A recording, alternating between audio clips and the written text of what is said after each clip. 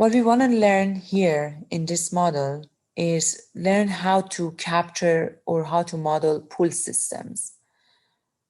Can someone tell me what is a pull system in a manufacturing setting?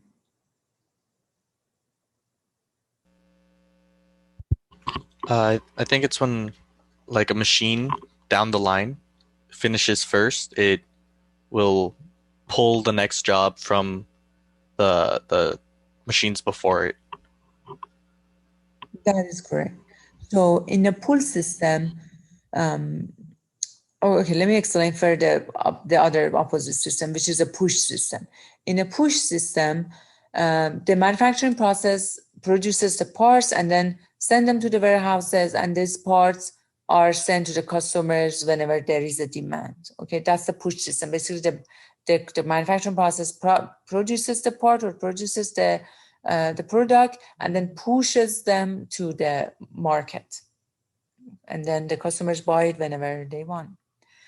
In the pull system, it's the other way. In the pull system, first a customer or a demand should come to the process, then they start the whole process. So there is a demand down the line waiting for the product. Then they start the whole operation. They get the parts from the supplier. They start the whole process, and when the part is ready, the customer is already waiting. So they just give the part to the customer.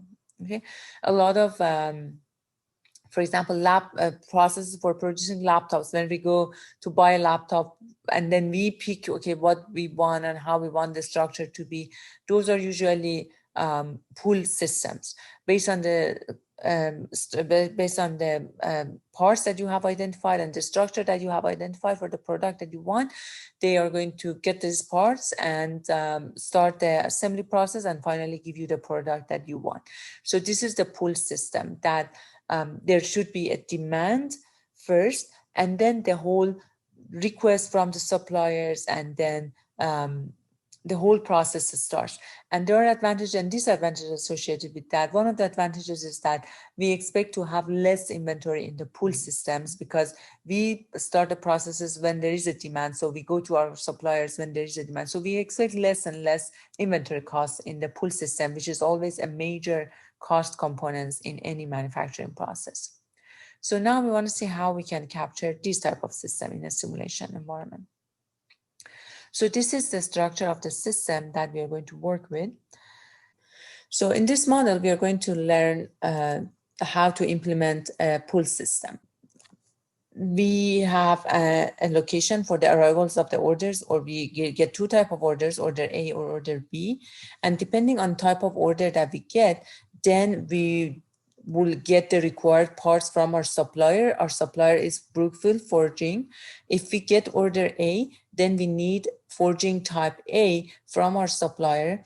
Then when we get that item from the supplier, it's going to go to it's going to come to our production process, where the item is going to go to the late queue, and then to the late machine, and then mill queue, and then to the mill machine, and then the item is ready to be delivered to the customer.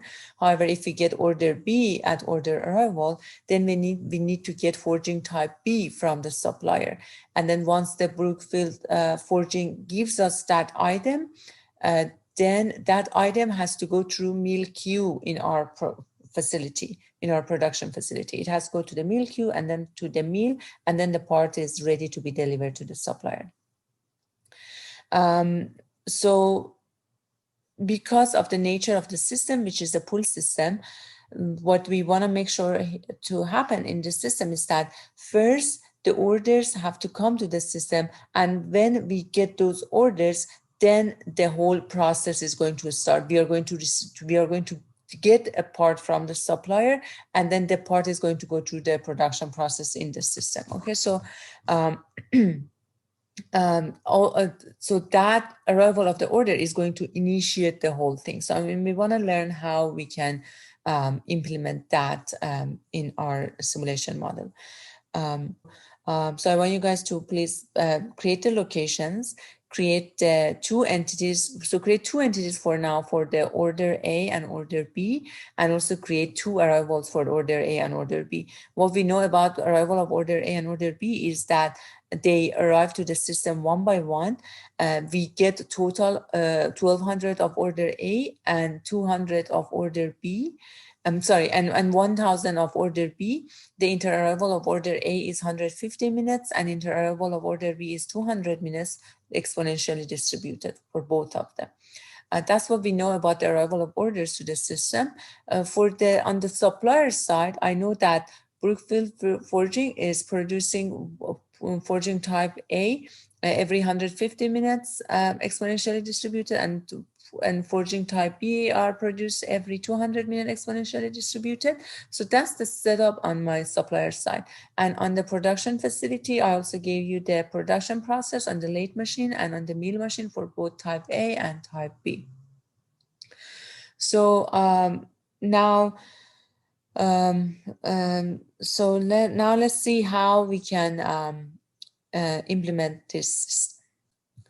So here are my locations. I have Brookfield Forging, lathe queue, lathe machine, mill queue, mill machine, and a location for order arrivals. For all the locations have capacity of infinity except the lathe machine and mill machine. Also, for both lathe queue and mill queue, I put first in and first out or queuing rule just because they are queue. And for order arrival, although order arrival is not a queue, I also put the first in first out queuing rule because I mean it's just the place where the orders arrive. So I think first in first out rule makes sense. And however, at the Brookfield Forger, the supplier, although the capacity is infinity, but I didn't put the first in, first out queuing rule. These are not big deals, guys. I just want to mention that so that when we run the simulation at the end, our numbers are going to be similar. Otherwise, putting the queuing rule or not putting the queuing rule will affect our results. And also make sure your queues are queue. And for the length of the two queues, I put 20 feet. Again, not necessarily, but necessary, but just to make sure our numbers are close. Okay. And on the entity side, I have order A and order B as my entities. And on the order arrival, for order A, I have, they come to the system one at a time from the start of the system. And the inter-arrival time is 150 minutes. And as you can see here, we said we get total of 1200 of order A and total of 1000 of order B.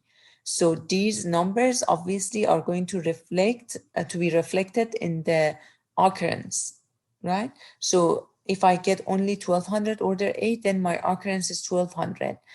If I put the occurrence infinity, that means for as long as I'm going to run the simulation, order A is going to come to the system and the same for order B. However, if I'm going to only get 1200 order A and they're coming to the system one by one, all I need to do is put the quantity each one and the occurrence as 1200. The same for order B.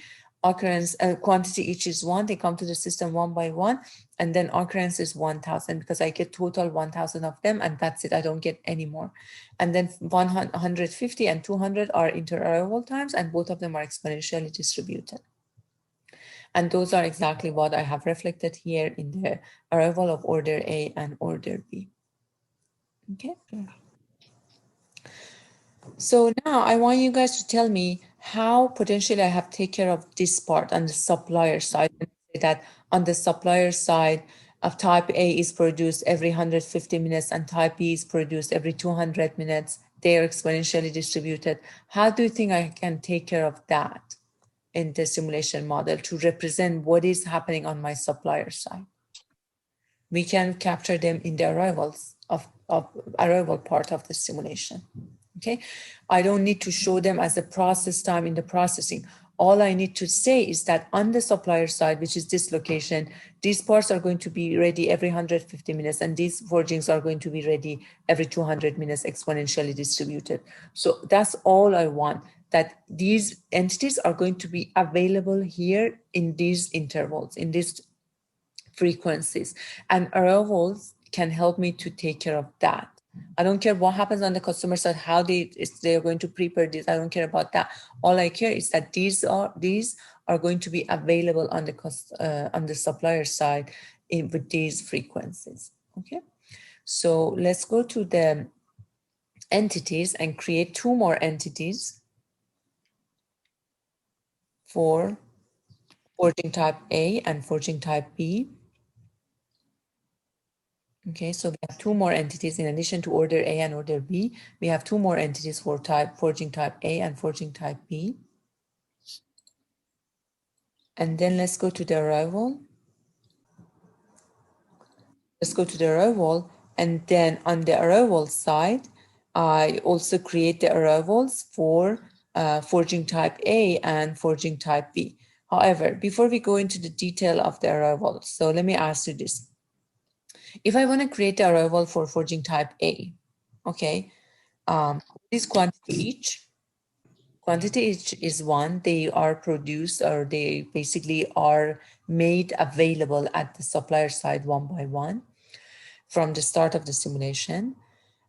What is the frequency or inter-arrival time? 150. 150 minutes. It takes about 150 minutes to make them. So basically they are coming to the supplier side, or they are being available at the supplier side every 150 minutes, exponentially distributed. That's my frequency. And how about the occurrence? It's going to be the same as order A and order B.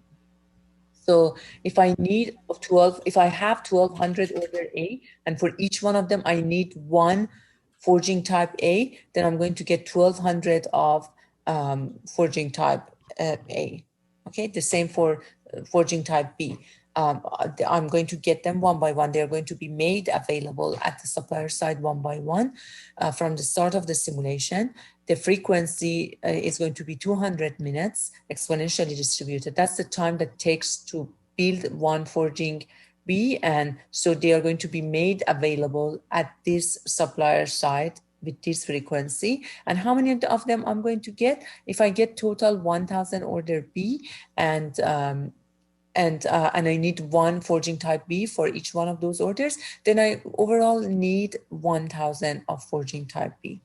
Okay. If I had told you, for example, that forging type A is made in batches of 5, or forging type B is made in batches of 5, then you would need only 200 of forging type B, because I get 1000 order B. For each one of them, I need 1 forging type B. And these forgings, if they are made in batches of 5, then I need 200 of those batches. Then the occurrence of the system should be, for forging type B, should be 200, because 200 arrival of forging type B, each one of them has 5, because they are produced in batches of 5. That gives me in total 1000 of forging type B that is needed to meet the demand for the demand for 1000 order B. Okay, but here, since these or forging type A and forging type B are made 1 by 1, occurrence should be 1000 for forging type B and 1200 for forging type A, to make sure that we have enough so to meet the demand. Okay, let's go make those changes in the system. So they come to the system 1 by 1 from the start of the simulation. Forging type A, I need 1200 of them, and for forging type B, I need 1000 of them. And there are frequency is 150 and 200 minutes. Okay, it just happens that by random, these frequencies are the same. The frequency of their production is similar to the frequency of arrival of the orders. This is a very random thing. It shouldn't necessarily be the case. You can create the supplier can create the forging type A and forging type B in any frequency that supplier does it. So that's perfectly fine. And you can receive the orders in any frequency that you get the orders at. So, so these numbers do not have to be exactly the same in terms of frequencies. Okay. So that's what I have for the arrival for forging type A and B. And now we can go to the processes and start the process. So make sure to save your model, guys, as we proceed. Okay. So let's assume an order has arrived to the order arrival. An order type A has arrived to the order arrival, and it has initiated the whole process already. Okay. If the process has been initiated, what happens then? If then one forging type A is received from supplier, so it goes from Brookfield Forging, which is our supplier, to late queue. That's where type A goes to get processed, right? It goes from the supplier to the late queue. And then I'm going to use the click method for the rest. It's just easier. And then for type A, then goes from the late queue to the late machine, from the late to the mill queue, from the mill queue to the mill machine. Okay, so that's where that's the route for forging type A to get processed. So at the late machine is going to be processed. Guys, please mute yourself. You have background noise. At the late machine, we have the processing time is 60.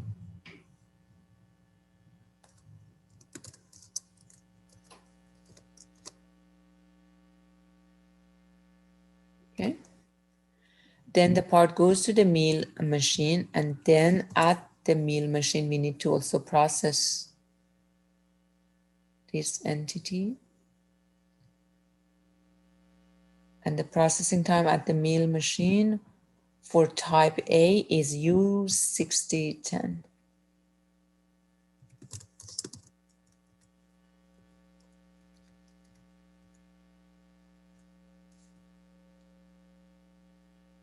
Okay. And when the part A, the forging type A, is processed at the mill machine, for now, I'm not going to discuss where it's going to go. Let's talk about that later.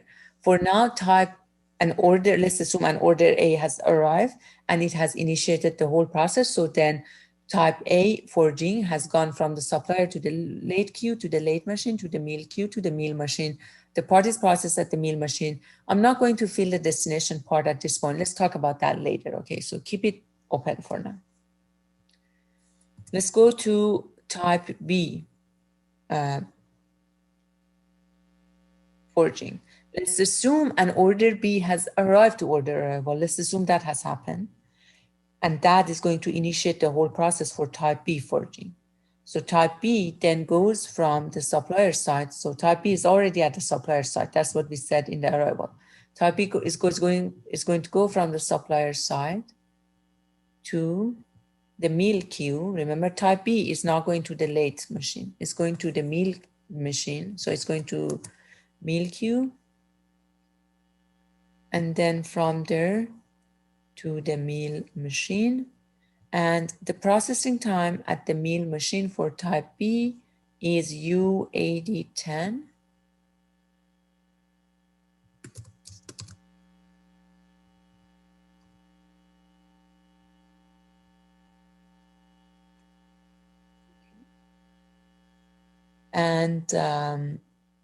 And then for forging type B also, I'm not going to discuss at this point where do they go after they're done at the mill machine, because at the mill machine is the end of the process for this part. So then they have to be delivered to the customer. For now, I'm not going to say how we are going to do that part. So forging type B has gone from the supplier side to the mill queue and then to the mill machine. We have finished the process, but let's discuss later where are we going to send this forging to be delivered to the customer. So keep the destination side open. Do not fill that part yet. Now, remember I said in both for forging type A and forging type A, I said let's assume order A and order B have arrived to the order arrival. So now let's make that happen. So order A gets to order arrival. And that's where I said, when order A gets to order arrival, that's where the whole process, that's when the whole process is going to start. Type A forging is going to go from the supplier to the late queue and to the late machine and to the meal machine and so forth. Okay, so now I have to tell the simulation that first an order has to arrive to the order arrival, so I can start executing these first couple of lines of the code. Okay, so how we can do that? I'm going to write it in the operation window. So the command for that should happen, that should be executed for, so that the whole pull system things can be captured, is send. We say send one type A entity to late queue. Okay, so that's the command for initiating the whole operation of go ahead, get a part from the supplier and let the part go through the process. As soon as an order A arrives to the order arrival, this line of the code is going to be executed, which says send, blue words are the keywords, send one type A entity to, where the part has to go from the supplier, it has to go to the late queue. So get a part from the supplier and start processing that part. So the parts are just waiting at the supplier. The parts have arrived to the supplier. We captured them in an arrival. The parts are at the supplier side. They're not going to automatically come to our system unless this line of the code is executed and says, send one entity type A, which I have specified here in the first line, to late queue. As you can see here, what is happening. That's the destination of the late queue.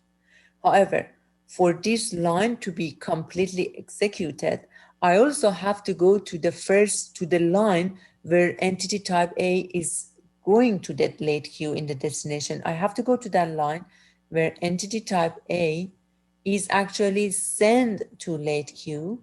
And in that line, I have to click on the rule and I have to check if send. Okay, now you see on the rule is shown send.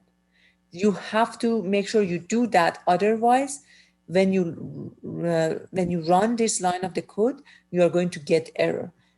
You have to make sure if send is check on the line that this type A entity is actually sent to the late queue in the destination.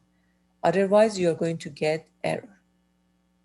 Okay, so two things for the send to be executed correctly. First, write the send operation, then make sure you go to the line where that entity is actually sent to that destination, and just right there, make sure to click on the rule and check if sent.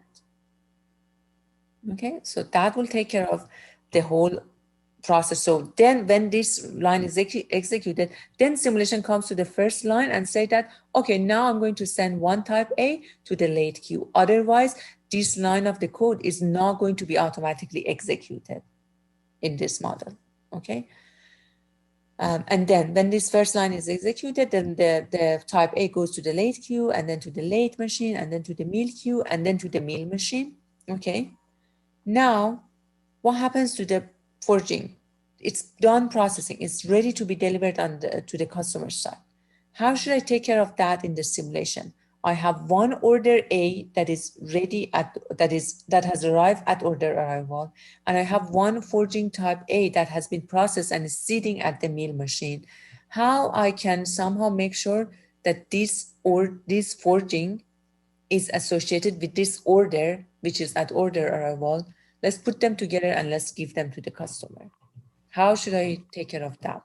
As if in the real world, I have this forging and I want to just put this paper order that I have on top of it and send it to the customer. And just so I know, okay, this paper order that I have in my hand, this is the forging associated with. Okay, you two go to the customer. First of all, tell me, what is the operation that can take care of that? What we have learned in the past that can make sure that this forging that is already processed is going to stick to this paper order and they are going to go to the customer together? Permanent Pointing. attachment? Attach. It's a permanent attachment. It's attachment because I want to put one forging with one order. These are two different entities. I want to bring them together. I want to attach them together. So that's attachment, and that's permanent attachment because I want them to stay together and just leave the system together. So I make sure I met that order, and that's the forging that's going to go to that customer. So that's for sure permanent attachment. So then the next question is that where should we perform that permanent attachment? So we can potentially send the forging after we are done at the mill machine. We can send the forging to order arrival. That's where the order exists, right? We can send the forging there and it's going to just get attached to that order and they're just going to leave the system from there. Okay, so an order has arrived, has initiated the whole process. Now the entity is available and is going to go to the order arrival. When the order is there, they're going to get attached together and they're going to leave the system together. Okay, so with that, then I know where I have to send the forging type A and forging type B after they are done at the mill machine, right? Where am I going to send them? To order arrival. So then let's go to the line where when forging type A was processed at the mill machine. Remember, we left the destination open. We want to send forging type A to order arrival. After we are done at the mill machine, we want to send it to order arrival because that's where we are going to attach it with the paper order and send them out. And the same for forging type B. After I'm done at the mill machine, I'm going to send it to forging type, I'm going to send it to order arrival. And that's where I'm going to attach this forging type B with this paper order and then send them to the customer. So for order A, then after you start the whole pull process and the part goes from the supplier to the late queue to the late machine and so forth, then I'm going to, the part is done, type A is, forging type A is done at the mill machine and it's going to go to the order arrival. Then here, I need to perform the join operation. And let's assume I consider order A to be my base entity. So order A as a base entity is going to initiate the whole join operation. Join 1, type A. And for the entity that is going to come out after this whole join operation is done, I can either create a new entity similar to the TV example that we had. Remember, TV goes into empty box and a full box comes out. I can either create a new entity that is coming out. What was the other option? Use the order A. Use the base entity, which is order A. Okay. Or I can just let the base entity, which is order A, to come out and goes to the exit. And for this join operation to work correctly, what is the other thing I need to do? For the rule, put request join for type A.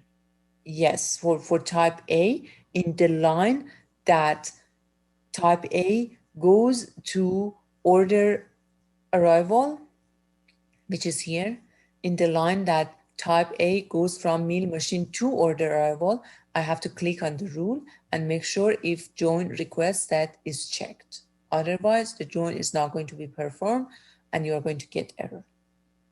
Okay. Now let's do everything for order B. Let's assume order B arrives to order arrival. What's going to happen? Order B arrives to order arrival. First, that order B is going to initiate the whole pull process. The part forging type B has to go from the supplier to the mill queue and to the mill machine. How can I initiate that? Send one type B Send one type to B MilQ. to MilQ. MilQ. Exactly. So I'm going to send one entity type B to MilQ, and to make sure this pull operation, this line of the code is executed correctly, what else I need to do? Change the rule. I have to go to the line where this entity, type B entity, is sent to the MilQ. Let's go to the line where type B entity is sent to the MilQ. The destination is MilQ. And right there, I have to click on the rule and check if send. Okay?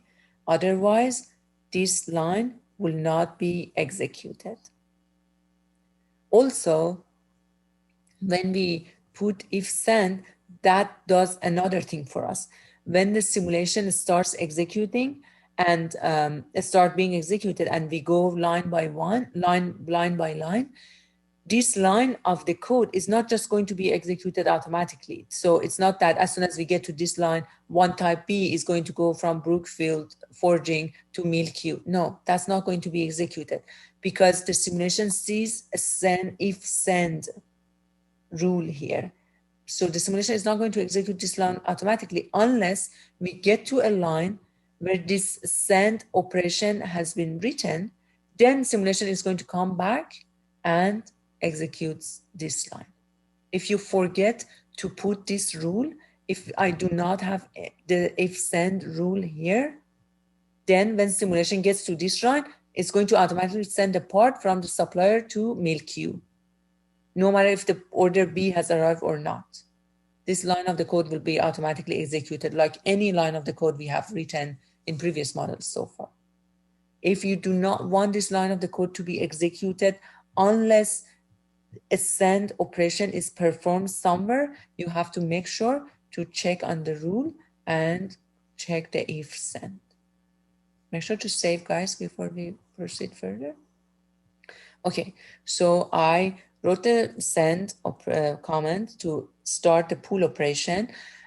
So the simulation then goes to the line where type B is sent to the MilQ, and that's this line. Okay, if send is checked, perfect, this line is executed. And then the type B forging goes from gets to the mill machine. Are you missing a line, Professor, from the MilQ to the mill? Yeah, just let me add one more line. So I need to add one line where type B goes from MilQ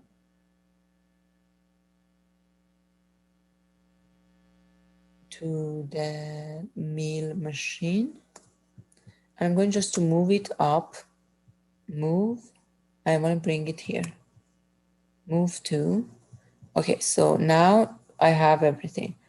Type B goes from the supplier forging to MilQ, and then from MilQ to the mill machine, and from the mill machine to order arrival. Okay, all good. So now let's go back to where order B arrived to order arrival. Order B arrived to order arrival. I initiated the whole pull operation by writing the send command. What I need to do next? Part B, forging type B, has been processed at the mill machine and has been sent to order arrival. What do I need to do then in order arrival? I have to put this paper Join paper of order B exactly on top of the forging type B and send it to the customer. Then I have to initiate the join. Join one order B. So that's join one. type B. Join one type B. And just pay attention. Order B is the entity that is at order arrival and initiates the whole pull operation by writing the send. And order B is the one that is I consider as base entity that is going to initiate the join operation, join one type B. What else do I need to do to make sure this join operation is going to be performed without error? Change the rule. I have to go to The the type. line. Exactly. I have to go to the line where this entity type B is actually sent to order arrival. That's here.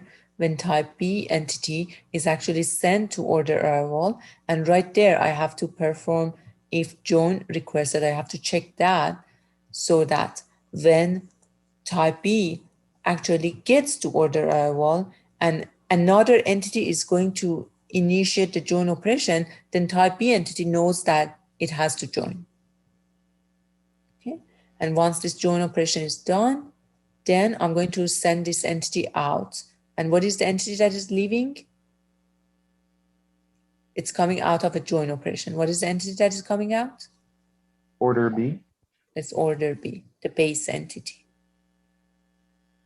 And it's going to leave the system.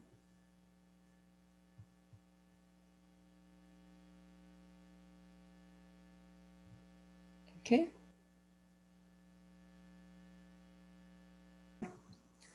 Professor, Now, could you run through the processing real quick? this, oh, from the first line to the last, okay. So, sure. Type A, entity goes from Brookfield forging to late queue, from late queue to the late machine, from the late machine to the meal queue, from meal queue to the meal machine, from meal to order arrival.